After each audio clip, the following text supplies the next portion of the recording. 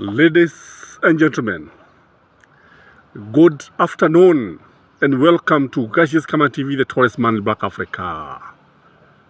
Mount Kenya has run out of agenda. Sehemu za Mlima Kenya watu hawajui wazungumzie nini, kwa sababu kile ambacho walikuwa wakizungumzia ni Raila Amolo Odinga, who is not very active these days in politics as far as I am concerned. Raila Amolo Odinga deliberately, strategically has managed to silence watu wa Mlima Kenya. Unapotazama vizuri sana utaona kwamba Raila Amolo Odinga has completely scaled down his activities, his political activities, and he has told Kenyans that at no other time that ataongoza maandamano hivi karibuni. He has ruled out demonstrations. Despite the high cost of living, he is not talking about it anymore. Although he is talking about it, it is not something that is taking it very seriously.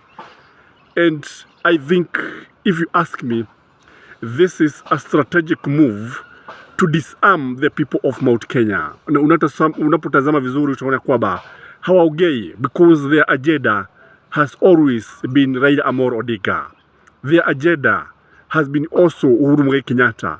Uhuru Muigai Kenyatta vile vile ni mtu ambaye aliamua kunyamaza. He went and hibernated and he is nowhere to be seen. People are even missing him. I have received many calls asking me where is. I think I gave a video about it the other day. And I think Raila seems to be following suit. And this is a strategic move. Although he said he's not going to retire in politics, he's not going to retire in active politics. Ukweli ni kwamba jambo hili analifanya kimakusudi. Kule kunyamaza kwake Raila Amolo Odinga anafanya hivi kimakusudi. That is why you have seen, ukitazama vizuri sana umeona Moses Kuria amekuwa akienda zile sehemu za Nyanza kwenda kufungua the county aggregation and investment, whatever he's calling them, and whatever they are supposed to achieve. It is not very clear to many people. I don't know whether you know what these county aggregations projects are supposed to achieve. Kwa sababu ukitazama vizuri utaona kwamba ni jambo ambalo wa Kenya, they don't have the civic education, which is the duty of the government to educate Kenyans. What are they about? What is this that they are talking about? What do they intend to achieve by this? So, ladies and gentlemen, as Mount Kenya runs out of agenda, the people of Western, led by Musalia Mudavadi and Moses Wetangula, have managed to force the government to clear debts owned by sugar millers, amounting to 12 billion. This is a huge achievement, if you ask me. And this is what this is how politics should be played. And I want to commend Musalia Mudavadi and Wetangula for pushing William Samoei Ruto to call off this debt, to write off these debts. Kwa sababu wale watu ambao wananufaika ni watu ambao wanakuza miwa, ni watu ambao wametoka zile sehemu za magharibi mwa Kenya, that is the Western nation. Wanafurahi. Mlima nation is happy if this is something that the government is going to fulfill. Kwa sababu unajua serikali hii imekuwa ikiahidi mambo mengi pasi na kutimiza, pasi na kufanya vile ambavyo wamekuwa wakiambia watu. But let's hope that they are going to fulfill this, because if you ask me, this is one area that they have been failing. Wanaahidi watu mambo lakini hatimaye mnakuja kuhudhuria kwamba hakuna jambo ambalo waliweza kutimiza. So Mount Kenya need to come up with an agenda, a concrete agenda. Si mambo ya kula mchele, si mambo ya kula nyama, na kwa sababu this story of Raila Amolo Odinga does not add anything. And kusema kweli watu sasa wamekuja kuona ya kwamba this phobia about Raila Amolo Odinga, it doesn't add up, doesn't make sense. And this one should be told to people who are forced, not people who have gone to schools. This idea of trying to sell Raila Amolo Odinga ati ndio uchaguliwe, kwa sababu hapo beleni ukitaka kuchaguliwa, kama mimi ningetaka kuwa mbunge kwa mfano wa Kiambaa, nikutokeza tu barabarani na nianze kumtusi Raila Amolo Odinga. But I cannot do that because my principles cannot allow me to do this. my beliefs and the way I respect Raila Amolo Odinga cannot allow me to do this. Na wengi ukiangalia utaona kwamba watu wengi ambao tumechagua katika sehemu za Mlima Kenya ni watu ambao hawana lolote ambalo tunaweza kusema kwamba ni la maana sana. Na when you look at it now, because Raila Odinga is no longer in the picture, sasa wameanza kulana wao wenyewe. Sababu kuu unaona mgogoro kati ya Moses Kuria na Rigathi Gachagua kwa sababu Raila is not the agenda.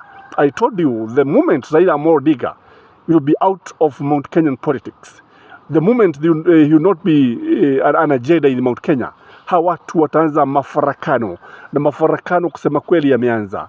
That is why UDA is not even sitting pretty. Kusema kweli kuna wale ambao wanasema kwamba wakati ukifika wa kung'ania vyeo, because UDA is going to hold its elections in December.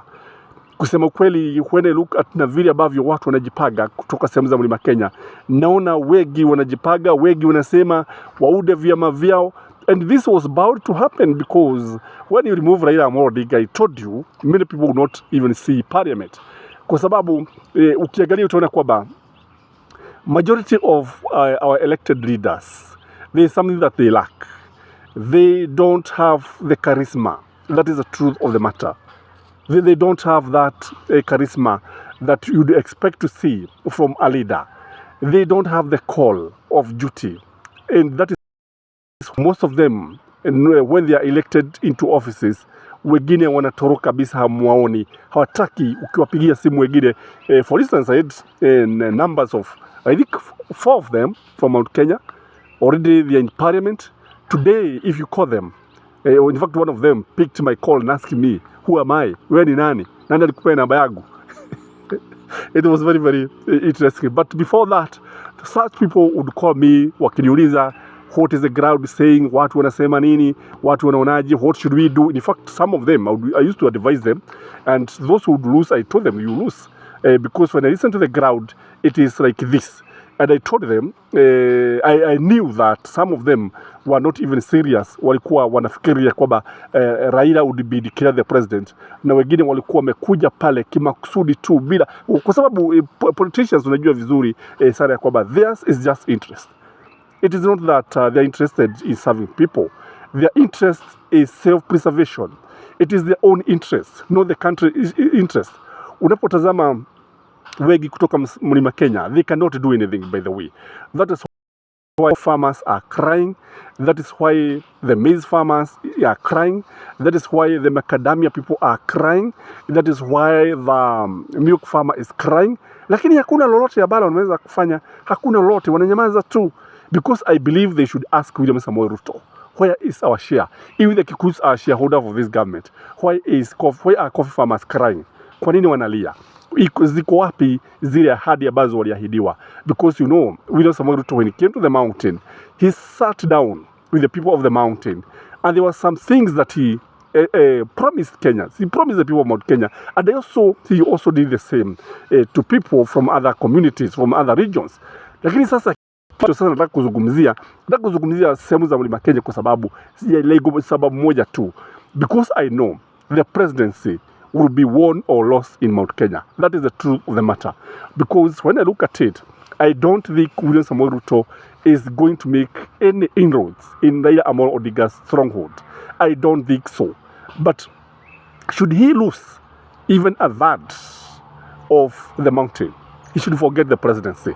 That is the truth of the matter. I don't know ni mbinu gani ambazo zitatumika kuhakikisha kwamba jambo hili limefanyika. Because even today, if you ask me, I have never believed that Raila lost the election.